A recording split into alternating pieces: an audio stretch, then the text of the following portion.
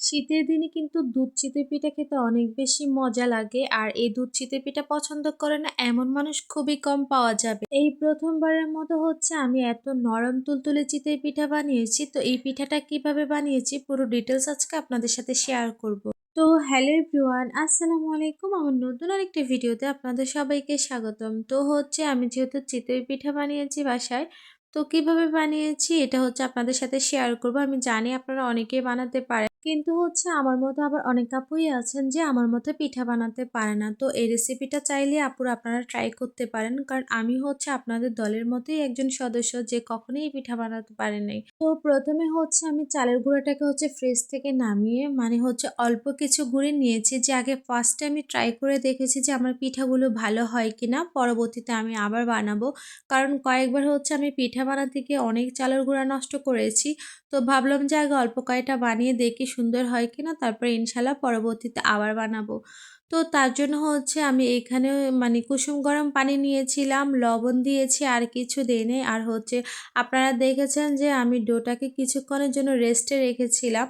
তারপরে হচ্ছে রেস্টে রাখার পর হাত দিয়ে ভালোভাবে কিন্তু মথে নিয়েছিলাম। কারণ হচ্ছে আমি যখন রাস্তার পাশে চিতই পিঠা খাইতাম তখন ওই আঙ্কেল আমাকে বলেছিল যে মানে ডোটা যত বেশি নাকি মথা হয় তত বেশি নাকি অনেক নরম তুলতুলে হয়। তো এই জন্য আমি হচ্ছে ডোটাকে ভালোভাবে মথে নিয়েছিলাম যাতে পিঠাটা নরম তুলতুলে হয়। তারপরে হচ্ছে আমি ভিডিওতে আপনাদেরকে দেখিয়েছি যে ডোটাকে আমি কিভাবে বানিয়েছি। তো তারপরে আমি চুলে হচ্ছে একটা মাটির খোলা বসিয়েছিলাম।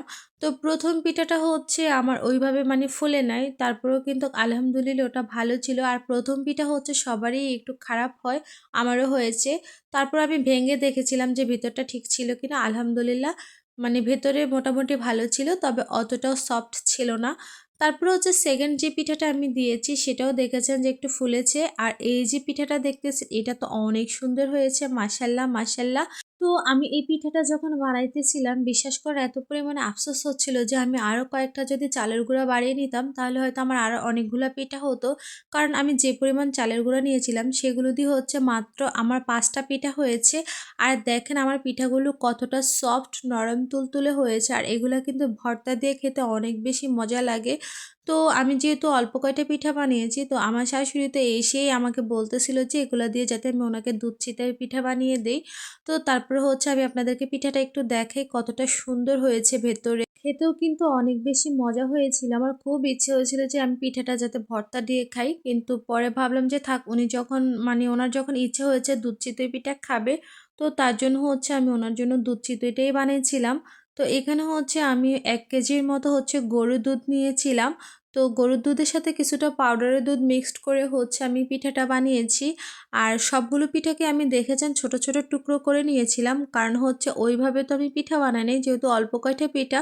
তো ওনাকে খাওয়ার জন্য মূলত আমি বানিয়ে দিয়েছিলাম। আমি এই পিঠা বানাতে গিয়ে না কত চালের গুঁড়া নষ্ট করেছি কোনো হিসাব নাই, কিন্তু কখনো আমি পারফেক্টভাবে পিঠা বানাতে পারি নাই। হয়তো শক্ত রয়ে যেত, নয়তো কাঁচা থাকতো, নয়তো হচ্ছে মানে ভালো হতো না। তো এই জন্য হচ্ছে এটা হচ্ছে ভাবলাম যে আমি তাহলে এবার লাস্ট টাইমের মতো এটা ট্রাই করে দেখি, যদি হয় তাহলে বানাবো, আর কখনো মানে এটা ট্রাই করব না।